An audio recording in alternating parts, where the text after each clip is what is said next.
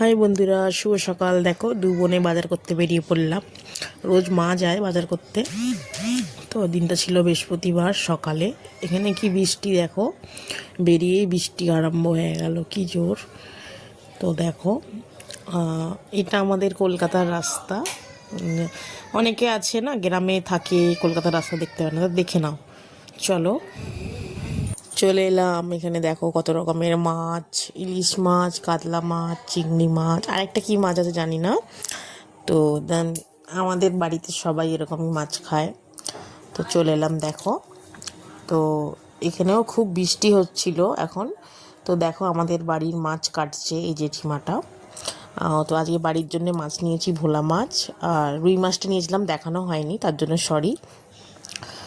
ভোলা মাছ নিয়েছি, আর মাছের একটা মুড়ো ছিল, তো তাই ভাবলাম তোমাদের সাথে শেয়ার করি।